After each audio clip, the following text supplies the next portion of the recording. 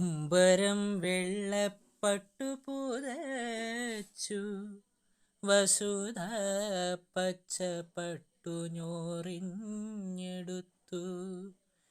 നീർച്ചാലുകൾ പതനുരച്ചു അവളെ ഇക്കിളി കൂട്ടി. മാവേലി മന്നൻ്റെ വരവിനായി കാത്തിരുന്നു. തുമ്പപ്പൂവും തെറ്റിയും മന്ദാരവും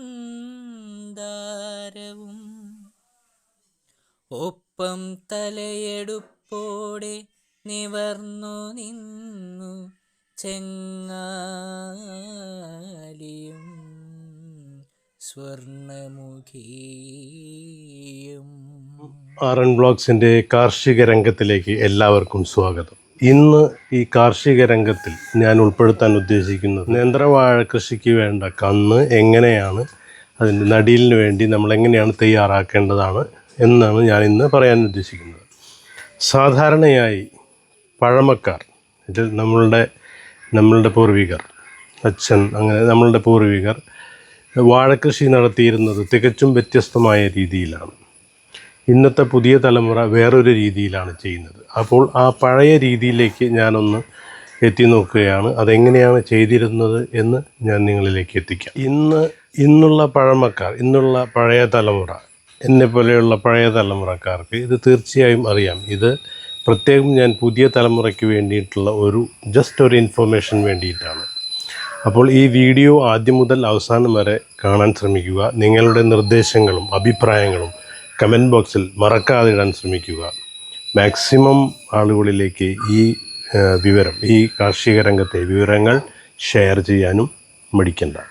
ആദ്യമായിട്ട് നമ്മൾ കന്ന് തിരഞ്ഞെടുക്കുമ്പോൾ പ്രത്യേകം ശ്രദ്ധിക്കേണ്ട ഒരു ഇതാണ് ഈ കന്നിൻ്റെ. നിങ്ങൾക്ക് എല്ലാവർക്കും കാണാം ഇവിടെ ഇത് വട്ടത്തിൽ, കൂടുതൽ നല്ല വട്ടത്തിൽ വരുന്ന രീതിയിൽ ഉള്ള കന്ന് പ്രത്യേകം തിരഞ്ഞെടുക്കാൻ ശ്രദ്ധിക്കണം.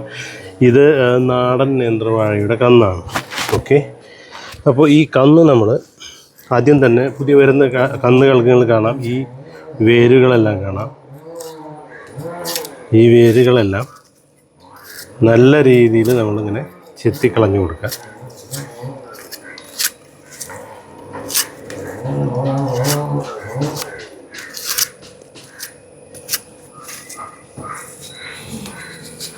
അതുപോലെ ഇതിൻ്റെ കേടായ ഭാഗങ്ങളെല്ലാം നല്ല രീതിയിലൊന്ന് വൃത്തിയാക്കി കൊടുക്കാൻ പ്രത്യേകം ശ്രദ്ധിക്കണം. ഇതിൽ കുറേ ചീഞ്ഞു പോയ ഭാഗങ്ങളൊക്കെ ഉണ്ട്, അതെല്ലാം നമുക്ക് മാറ്റി കൊടുക്കാം. അതുപോലെ തന്നെ ഇതിൻ്റെ ഭാഗങ്ങളെല്ലാം നല്ല പോലെ വൃത്തിയാക്കിയിട്ട് പിന്നെ വേറൊരു കാര്യം ശ്രദ്ധിക്കാനുള്ളത്, ഇതിൻ്റെ ഈ കന്നിൻ്റെ ഈ കാണുന്ന ഭാഗം, ഇത്ര ഭാഗം അഥവാ ഇത്ര ഭാഗം ഇവിടെ കട്ടായിട്ടുണ്ട് കേട്ടോ. ഈ കട്ടായ ഭാഗം ഓക്കെ, ഇതിൽ കൂടുതൽ ഇവിടെ ഇത്രയും ഭാഗം ഇതിൻ്റെ കണ്ണാടി പോവുകയാണെങ്കിൽ ഈ കന്ന് നമ്മൾക്ക് ഉപയോഗപ്രദമല്ല, ഇത് വേസ്റ്റ് ആയിരിക്കും. അപ്പോൾ നിങ്ങൾക്ക് ഇത് കാണിക്കാൻ വേണ്ടിയിട്ടാണ് ഇപ്പോൾ ഞാനിപ്പോൾ ഇതിൻ്റെ വേര് ഇങ്ങനെ വേര് നല്ലപോലെ ചെത്തി നല്ലപോലെ ക്ലീനാക്കി എടുക്കണം. ക്ലീനാക്കി എടുത്തതിന് ശേഷം നമ്മൾ ചെയ്യേണ്ടത് എന്താണെന്ന് വെച്ചാൽ, ഒരു കാര്യം കൂടി നിങ്ങൾ പ്രത്യേകം ശ്രദ്ധിക്കുക. ഇതിൽ ഇപ്പം നമ്മൾ സാധാരണ എങ്ങനെ വേണമെങ്കിലും ഈ വാഴക്കന്ന് നമ്മൾ കുഴിയിലേക്ക് വയ്ക്കാം. പക്ഷേ നമ്മൾ ഈ വാഴ കൊല വീഴുന്ന രീതി, എവിടേക്കാണ് കൊല വീഴേണ്ടത് എന്നുകൂടി നമ്മൾക്ക് നിശ്ചയിക്കാം. അത് ഈ കന്നിൽ നിന്ന് നോക്കിയിട്ട് നമുക്ക് നിശ്ചയിക്കാവുന്നതാണ്. ഇപ്പോൾ ഇതൊരു കന്ന്, ഈ കന്നിൻ്റെ ഭാഗം നോക്കുക. ഈ കന്ന് ഇങ്ങനെയാണ്, ഇതാണ് കുഴി. ഈ ഭാഗം ഇവിടെ വയ്ക്കുകയാണെങ്കിൽ ഇതിൻ്റെ കുല ഇതിൻ്റെ ഓപ്പോസിറ്റ് സൈഡിലേക്കാണ് വരിക. ശ്രദ്ധിക്കുക, ഈ കന്നിനെ ശ്രദ്ധിക്കുക. ഇതിൻ്റെ പ്ലെയിൻ ആയിട്ടുള്ള ഭാഗം നോക്കുക, ഈ ഭാഗം നോക്കുക. ഇതിൻ്റെ ഓപ്പോസിറ്റ് സൈഡിലേക്കാണ് ഈ വാഴ കുലയ്ക്കുക. അപ്പോൾ നമ്മൾക്ക് ഇത് ശ്രദ്ധിച്ച് നമ്മൾ വയ്ക്കാൻ ശ്രമിച്ചു കഴിഞ്ഞാൽ നമ്മൾക്കുണ്ടാകുന്ന വാഴക്കൊലകൾ ഒരേ രീതിയിൽ വരാനും കൂടി സാധിക്കും. ഇത് ഒരു ടെക്നിക്ക് കൂടിയാണ്. അപ്പോൾ ഇത് നോക്കണം നമ്മൾ. ഈ ഭാഗം എങ്ങോട്ടാണ് വയ്ക്കുന്നത്, അതിൻ്റെ ഈ കുഴിയുടെ ഇതിൻ്റെ ഓപ്പോസിറ്റ് സൈഡിലേക്കാണ് ഈ നേന്ത്രവാഴയുടെ കൊല വരിക. അപ്പോൾ അടുത്തതായിട്ട് നമ്മൾ ചെയ്യാനുള്ളത്, ഇതെല്ലാം നല്ലപോലെ വൃത്തിയാക്കി വെച്ചതിന് ശേഷം ഇവിടെ നമ്മൾ പണ്ട് നമ്മൾ എന്താ വെച്ചാൽ ഇപ്പോഴത്തെ രീതി നമ്മൾ ചെയ്യുന്നത് എന്താ വെച്ചാൽ മാരകമായ വിഷത്തിൽ ഇതെല്ലാം മുക്കി വെച്ച് അണുവിമുക്തമാക്കുന്ന ഒരു രീതിയാണ് ഇന്നത്തെ ഉള്ളത്. ഒരുപാട് പോയ്സൺസ് ഇതിനു വേണ്ടി അവൈലബിൾ ആയിട്ടുണ്ട് മാർക്കറ്റിൽ. പക്ഷേ നമ്മൾ ചെയ്യേണ്ടത്, ഞാൻ ഈ പഴയ രീതിയിലേക്ക് ഞാൻ പോവുകയാണ്. അത് ഞാൻ നിങ്ങൾക്ക് പറഞ്ഞുതരാം. ഇതിന് വേണ്ടത് പച്ചച്ചാണകം ഇപ്പം ഞാനിവിടെ എടുത്തു വച്ചിട്ടുണ്ട്. നിങ്ങൾക്ക് ഞാനത് ഇതിൽ കാണാൻ പറ്റും. പച്ചച്ചാണകം കലക്കി വെച്ചിരിക്കുകയാണ്. ഇതിൽ ചെറുതായിട്ട് ഒരു നല്ലപോലെ ഒരു കുറുകിയ രീതിയിൽ, ഇതിങ്ങനെ കുറുകിയ രീതിയിലാണ് ഇതിന് വെച്ചിരിക്കുന്നത്. അതിലേക്ക് നമുക്ക് വേണ്ടത് കുറച്ച് ചാരം. ഈ ചാരം ഇതിലേക്ക്, ഈ ചാരം ഇട്ടതിന് ശേഷം ഇത് ചാണം നല്ലപോലെ ഇളക്കി കൊടുക്കാം. നല്ലപോലെ മിക്സാക്കി കൊടുക്കണം കേട്ടോ. ഇതിൻ്റെ ഉദ്ദേശം വെച്ചാൽ ഈ ചാരവും ഈ ചാണകവും കൂടി പ്രവർത്തിച്ചു കഴിഞ്ഞാൽ ഇതിലുണ്ടാകുന്ന റിസൾട്ട് എന്ന് പറയുന്നത് നമ്മളുടെ ഈ വാഴക്കന്നിൻ്റെ പ്രതിരോധ ശക്തി കൂട്ടുക എന്നതാണ് ഇതിൻ്റെ ഉദ്ദേശം. ഈ ചാണകം എല്ലാവർക്കും അറിയാം, വളരെ പ്രതിരോധ ശക്തിയുള്ള ഒരു ഇതുമാണ്. വളരെ കൂടുതൽ വളവും കൂടിയാണ്. ഇത് സമ്പുഷ്ടീകരിച്ച് കഴിഞ്ഞാൽ വീണ്ടും ഒരുപാട് ക്വാളിറ്റി ഇതിന് കിട്ടും. അപ്പോൾ നമുക്കിത് വേണ്ടത് എന്ത് ചെയ്യണം? ഇതിനെ നല്ല രീതിയിൽ എല്ലാം ക്ലീൻ ആക്കി എടുക്കാൻ ശ്രദ്ധിക്കണം. ഇതെല്ലാം വൃത്തികളെല്ലാം ഇതൊക്കെ ഉണ്ടെങ്കിൽ നമ്മളിതെല്ലാം പൊളിച്ച് കളഞ്ഞ് വേരുകളെല്ലാം ചെത്തിയ ശേഷം ഇതിലേക്ക് നമ്മൾ ഇതിങ്ങനെ ഇതിലൊന്ന് മുക്കി കൊടുക്കാം. നല്ലപോലെ മുക്കി കൊടുക്കാം. ഇത് വേണമെങ്കിൽ അത് നമുക്ക് മുക്കി ഒരു 5 മിനിറ്റ് 10 മിനിറ്റ് നമ്മൾ മുക്കി വയ്ക്കാം. അത് അത്രയും നല്ലതാണ്. ഇപ്പം നമുക്കിവിടെ ഞാൻ നിങ്ങൾക്ക് കാണിച്ചു തരുന്ന കാരണം ഇത് നമ്മൾ എന്ത് ചെയ്യണം? ഇത് ഓരോന്ന് മുക്കി ഇങ്ങനെ വയ്ക്കാം. ഇത് ചാണകം കുറച്ച് കുറുകിയിരിക്കുന്നത് നല്ലതാണ്. അപ്പോൾ എന്താണെന്ന് വെച്ചാൽ ഇതിൽ പെട്ടെന്ന് പിടിക്കും ചാണകവും വെണ്ണീറുമാണ് ഇതിലെ മിശ്രിതം. നമുക്കിതിങ്ങനെ മുക്കി വയ്ക്കാം. ഇത് ഓരോന്നായിട്ട് ഇങ്ങനെ മുക്കി വയ്ക്കാം. ഇത് പണ്ട് കാലത്തുള്ള വെച്ചാൽ പഴയ രീതിയാണ് ഇതിങ്ങനെ ഉണക്കാനായിട്ട് വയ്ക്കുക. നമ്മളിങ്ങനെ ഇപ്പോൾ നമ്മുടെ വാഴക്കന്നുകളെല്ലാം ഇപ്പോൾ നമ്മളുടെ ചാണകത്തിൽ മുങ്ങി റെഡിയായി കഴിഞ്ഞു. ഓക്കെ, ഇത് നമ്മുടെ ചാണകത്തിൽ മുങ്ങി റെഡിയായി കഴിഞ്ഞു. ഇനി അടുത്തതായിട്ട് ചെയ്യേണ്ടത്, ഇത് നമ്മൾ ഇപ്പോൾ മഴ ഒരുപാടുള്ള സമയമാണ്. അപ്പോൾ നമ്മൾ വെയിൽ വരുന്ന സമയത്തൊക്കെ ഇതൊരു 7 to 10 days നല്ല വെയിലത്ത് വെച്ച് ഉണക്കുക.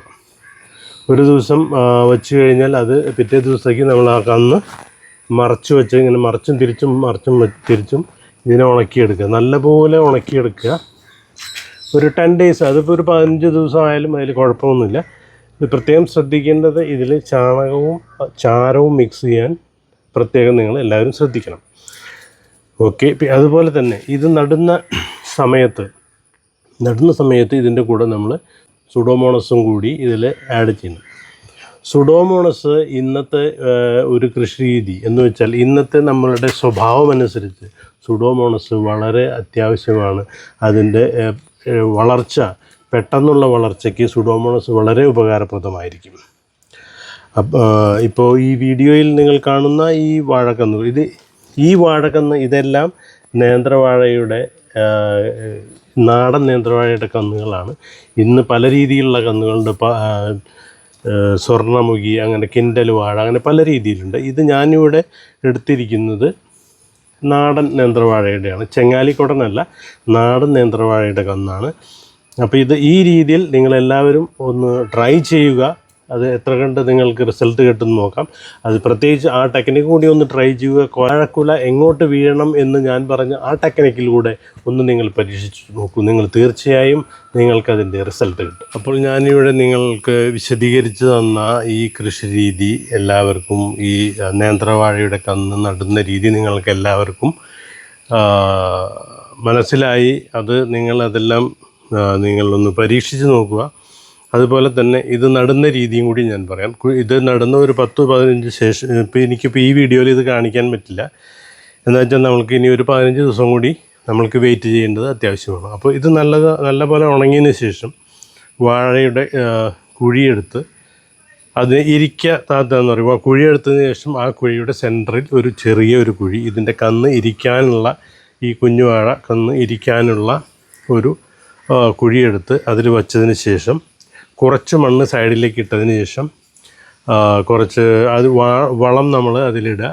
കപ്പലണ്ടി പിണ്ണാക്ക്, അതുപോലെ വേപ്പൻ പിണ്ണാക്ക്, ചാണകപ്പൊടി, പച്ച ചാണകം ഇനി ഇടേണ്ട കാര്യമില്ല, ചാണകപ്പൊടി ഇട്ടിട്ട് അതിൻ്റെ ലെവലിന് നിരപ്പിന് മണ്ണിട്ടതിന് ശേഷം ചവറ് എല്ലാം കൂട്ടിയിടുക.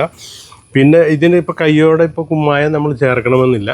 കുമ്മായം നമ്മൾ കുറച്ചൊരു 2 ആഴ്ച കഴിഞ്ഞതിന് ശേഷം അതിലേക്ക് ആ കുമ്മായം ഒന്ന് വിതറി കൊടുത്താലും നല്ലതായിരിക്കും. അപ്പോൾ മണ്ണിലെ pH കറക്റ്റ് ചെയ്യാൻ കുമ്മായം വളരെയധികം സഹായകമാണ്. അത് നിങ്ങൾക്ക് എല്ലാവർക്കും അറിയാവുന്നതാണ്. അപ്പോൾ ഇത് പരീക്ഷിച്ച് നോക്കുക. ഇത് പഴയ രീതിയാണ്, നമ്മുടെ പൂർവികർ പിന്തുടർന്നു വന്ന രീതിയാണ്.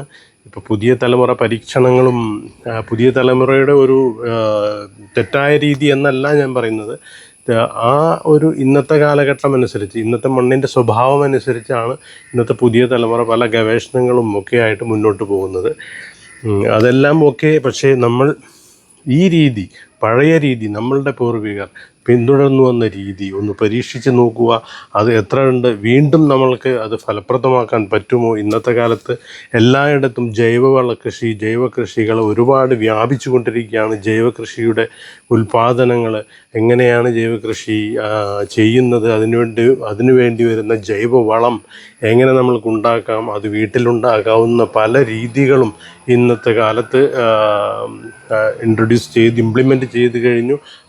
അതിൻ്റെ ക്ലാസ്സുകളും എല്ലാം ഇതിനു വേണ്ടി തൃശ്ശൂർ ജില്ലയിൽ തന്നെ ഈ ജൈവവളത്തിൻ്റെ കൃഷി രീതി നമുക്കെങ്ങനെ വീട്ടിൽ ചെയ്യാം, അതിൻ്റെ എങ്ങനെ ഗ്രോ ബാഗുകൾ കൃഷി ചെയ്യുന്ന രീതികളൊക്കെ പഠിപ്പിക്കുന്ന ഒരു കൂട്ടായ്മ തന്നെയുണ്ട് ഇതിന് വേണ്ടിയിട്ട്.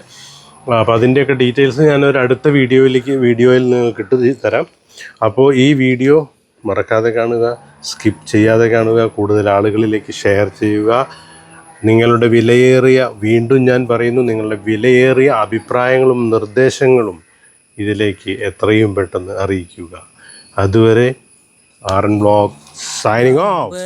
വെള്ളപ്പട്ടു പുതച്ചു വസുധ പച്ചപ്പട്ടു ഞോറിൻ